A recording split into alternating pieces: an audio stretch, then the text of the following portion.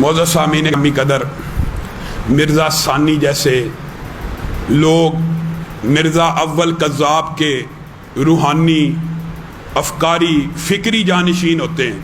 حقیقت میں رافضی ہے، 10 محرم کے جلوس کے اوپر کبھی انگیخت کرتا ہے، کبھی کچھ آپ اس کی، لیکن حقیقت کھولنے کی کوشش کریں گے. اس کا شکار صرف وہ لوگ ہو سکتے ہیں، صرف وہ جو دین کے علم سے کورے ہوں. بیچارے سادہ لوگ مسلمان ہوتے ہیں، دین کی کتابیں نہیں پڑھی، قرآن حدیث نہیں پڑھا، وہ سمجھتے ہیں یہ علمی گفتگو کر رہا ہے. یاد رکھیے، جو بندہ مجھ سمیت یہ کہنا شروع کر دینا میں سب سے اعلیٰ ہوں، میری بات سب سے افضل ہے، میں نے یہ کر دیا، میں نے وہ کر دیا، جان جائیے وہ بندہ گمراہ ہو گیا ہے. میں بھی، علماء بھی، چاہے کسی بھی مسلک کے ہوں، ان کی کیا ڈیوٹی ہے؟ اللہ کی طرف بلانا، رسول اللہ کی بات کی طرف بلانا.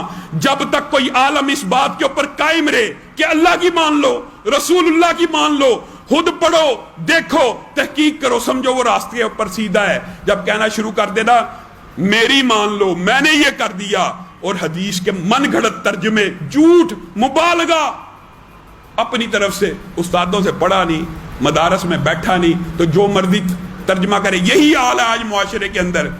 ان سے بھی بڑا ایک فتنہ موجود ہے، یہ بھی بتا دوں. ماشاءاللہ کہتے ہوئے بھی پھر تکلیف ہوتی ہے. ٹی وی کے اوپر آئے، کئی مرتبہ ہم تھوڑی سی بھی سختی کرتے ہیں نا، لوگ ایجیٹیشن کرتے ہیں، یا علامہ صاحب جانے دیں، بڑا معتدل بندہ ہے، بڑی پیار سے گفتگو کرتا ہے. پیار اور معتدل گفتگو کر کے اسلام کا جنازہ نکال دے، اس کے خلاف عوام کو خبر نہ دی جائے. کبھی میت جلانے کے فتوے دیتا ہے اضطرار کی حالت میں، کبھی کہتا ہے موسیقی بھی جائز ہے، موسیقی بھی جائز ہے، غیر محرم کے ساتھ مصافحہ بھی جائز ہے، غیر محرم بے پرد بھی ہو تو جائز ہے، کتا رکھنا بھی بلی کی طرح ہی ہے. نئے نئے فتوے. اب فتویٰ ماشاءاللہ تازہ کیا دی ہے؟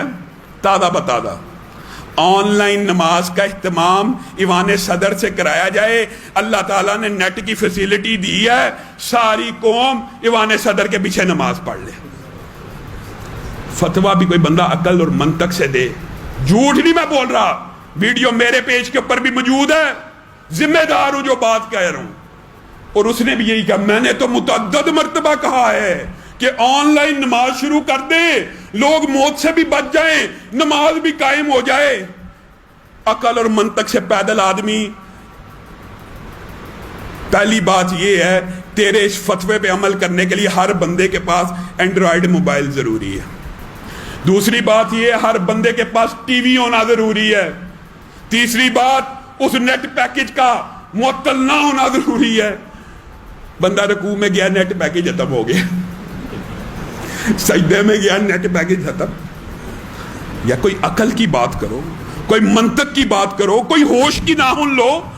ایک بندہ روڈ کے اوپر چل رہا ہے، ایوان صدر سے جماعت کھڑی ہو گیا، وہ بندے کے پاس نہ ٹی وی ہے نہ موبائل ہے، وہ بندہ جماعت سے محروم رہ گیا. وہ شرم کرو، دین کا جنازہ مت نکالو. غامدی صاحب پہلے آپ کو کہا تھا، اب یہ بھی نہیں کہتا چندہ اکٹھا کر کے، آپ بس وصیت کریں کہ اگر میں اس بیماری سے چلا گیا تو میری میت کو جلا ڈالنا، ہم آپ کی وصیت پہ عمل کریں گے. حالانکہ حرام وصیت پہ عمل بھی نہیں کرنا چاہیے. آج آپ یہ امت کو سبق سکھا رہے ہیں. آپ ایوان صدر، وزیر اعظم کے سامنے یہ مقدمہ رکھنے کی بجائے کہ اللہ کے لیے مسجدیں کھول دو، یہ مسجد رحمت کا، شفا کا، یہ باقی سیکٹر کھل سکتے ہیں، مسجدیں نہیں کھل سکتی. یہ عقل اور منطق علماء بیچارے اس کام کی محنت کر رہے ہیں، یہ ان کو نئے مشورے دے رہا ہے. مسجدیں نہ کھولنا، ایوان صدر سے آن لائن نماز کرانا شروع کر دو.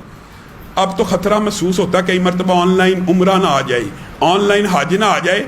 یا غامدی صاحب یہ نہ کہہ دیں، یہ بھی کہہ سکتے ہیں کہ یہ دنیا ایک مسافر خانہ ہے، ہم سب مسافر ہیں، مسافر کو روزے معاف ہے. یہ بھی کہہ سکتے ہیں، ان کی مرضی. پچھلے سال انہوں نے یہ فتویٰ دیا تھا، جو بچے پیپر دے رہے ہیں روزے نہ رکھیں. یہ فتویٰ ان کا ہے موجود. اللہ تعالیٰ اس طرح کے فتووں سے محفوظ کرے. اور میں سلام پیش کرتا ہوں، یقین مانیے فقہی اختلاف کے باوجود مفتی منیب کا کردار سنہرے حروف میں لکھا جائے گا، مفتی تقی عثمانی کا کردار سنہرے حروف میں لکھا جائے گا.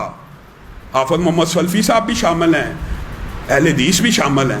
لیکن ہمارے ان کے کچھ اختلاف فقہی طور پہ چاند دیکھنے کے اوپر بھی ہیں کہ ہم ایک بندے کی رویت کو سمجھتے ہیں، ایک بندہ بھی چاند دیکھ لے کافی ہے، وہ جمع غفیر کے قائل ہیں، لیکن یہ تو اختلاف ہے فقہی۔ لیکن ایک ایسے وزیر موصوف ہیں جن کو شرم نہیں آتی، ہر وقت علماء کے خلاف۔ اس بدبخت نے بیان دیا ہے مفتی منیب کو چاند نظر نہیں آتا، کرونا وائرس کہاں سے نظر آئے گا؟ شرم کر، اپنی زبان کو لگام دے، ابھی علماء زندہ ہیں۔ ہمارا جتنا مرضی فقہی اختلاف ہو وہ افہام و تفہیم والا ہے۔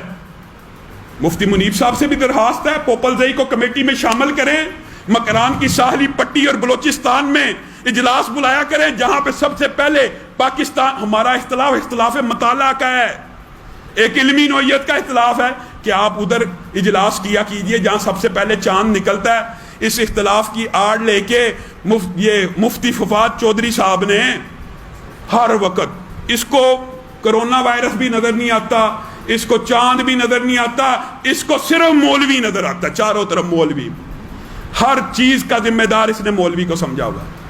پھر ہم حکومت سے بھی اور سپاہ سالار اعظم سے بھی کہ ان کی بھی بڑی قربانی ہے، یا جو فوجی ہوتے ہیں نا سرحدوں کا دفاع کرنے والے، یقین مانیے یہ کئی مرتبہ عبادت گزاروں سے آگے نکل جاتے ہیں۔ وجہ کیونکہ نبی کریم نے فرمایا جو سرحدوں کا پہرا دے رہا ہوتا ہے اس آنکھ کے اوپر بھی جہنم کی آگ حرام ہے۔ سپاہ سالار صاحب ان وزراء کے اوپر بھی ذرا نوٹس لیجئے۔ آپ مساجد اور مدارس کے خلاف ہردہ سرائی کرنے والوں کو ذرا لگام دیں۔ وجہ کیا ہے؟ وجہ یہ ہے اللہ نہ کرے پاکستان پہ کبھی وقت آئے، دشمن موجود ہیں، حملہ ہوا تو پاکستان کے یہ بیٹے، مدارس کے یہ بیٹے آپ کی آواز پہ لبیک کہتے ہوئے آپ سے پہلے اپنی چھاتیاں دشمنوں کے سامنے کھڑی کر دیں گے۔ یہ مسجدیں ہیں، یہ مدارس ہیں، یہ اللہ کے دین کے گھر ہیں جن کے خلاف ایک خاص مافیا مسلسل پروپوگنڈا کر رہا ہے۔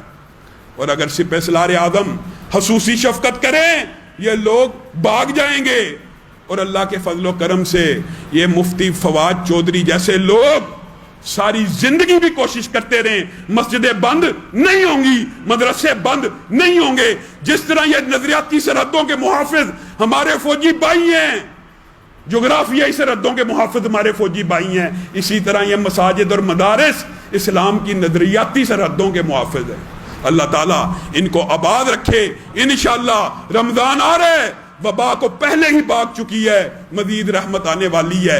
انشاءاللہ پاکستان سے ایک دو رمضان میں ہی ساری کی ساری وبا بھاگ جائے گی۔ سبحان ربک رب العزت۔